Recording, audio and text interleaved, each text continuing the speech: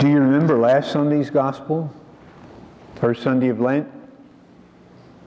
Jesus goes out into the desert and is tempted by the devil. We hear that every year on the first Sunday of Lent.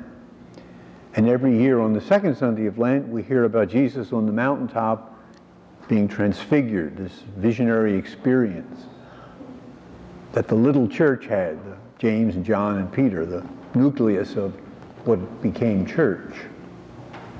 Which one of those Gospels do you identify with best? Well, I don't know about you, but I identify with last Sunday more than this Sunday. I have yet to have a vision. Have you had any? When people come here and want to talk about their visions and their voices, I always send them to Brother Michael because I don't do visions at all. Now, I think most of us are more comfortable relating to Jesus being tempted because we live in a world where our own weakness tempts us, our culture tempts us, the society in which we live often has temptations that are presented to us. But we don't have these mountaintop experiences like the three had with Jesus. And right before this event in Mark's Gospel, Jesus had told them for the first time that he was going to be killed in Jerusalem by the churchmen. And of course, they really didn't want to hear that because they were on a bandwagon with him.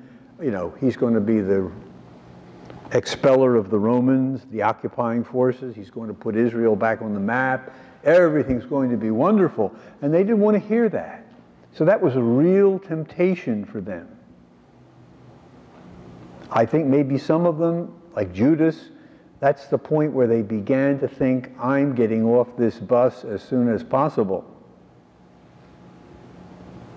Which he did eventually. And so I think the Lord gave them this experience today to sort of bolster their courage for the days ahead. Now, as I said, you and I have many experiences of temptation.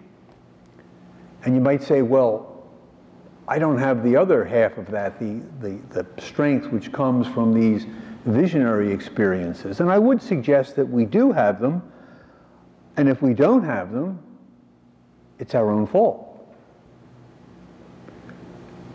Now, I don't mean the mountaintop literally. Although it sometimes is good to go off to a place like a retreat house and have a few days of quiet and peace, whether it's on a mountaintop or 11 feet above sea level like Beaumont Holy Family Center is. I think we need to go to a deserted place, a mountaintop, every day to be strengthened by the Lord who calls us to live his way of life. Otherwise, the ideas and the culture and the society in which we are surrounded, which isn't basically a Christian society anymore, we like to say it is, but it really isn't. That society isn't helping us. It's in a sense pulling us away from the values which Jesus came to teach us and to exemplify by his own self-giving life. And the one way that we can have an experience of Jesus, not visions, not voices from heaven, but that inner experience which is so necessary to keep our Christian life alive, is to go apart with him like these three did for a short period of time, every day, by yourself, in silence. Maybe with the New Testament, maybe just with your own words to God. But unless we do that, we are going to slowly be overcome by ideas which are the antithesis of what Jesus came to teach us and to show us in his lifetime. So I would urge all of you to make sure that in the very busy lives which we lead, we cut out some time. It doesn't have to be a long time. What it needs to be is a regular time. Like brushing your teeth. You do it every day without thinking about it, right? Every day, there's 10 minutes, 15 minutes I give to God, I give to Christ, to complain to him, to confess to him, to praise him, to thank him, to say, what the heck is going on in my life, Lord? Whatever's real in your life at the moment. I think we all need to do this to be faithful for life. But some of you have another motive for doing this. Because you are about to become the best friend, the greatest guide, the face of God for the person sitting next to you for the rest of your lives.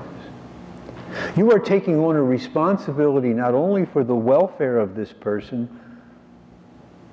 but for the holiness of this person and for the eventual entrance of this person into glory, which is our destiny. And the person sitting next to you is the person in your life who will be most influential day in and day out in leading you on to the arms of God.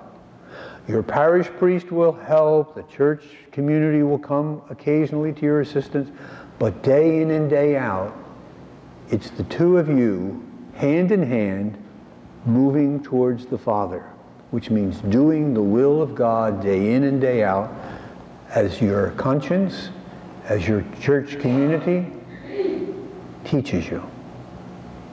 So, if you've never had a mountaintop experience, that's okay. Most of your life is lived on the plain. It's not lived on the mountaintop. So as you walk the plain together, go to God together, seek the face of God together, and accept the responsibility which you're about to take on for each other together.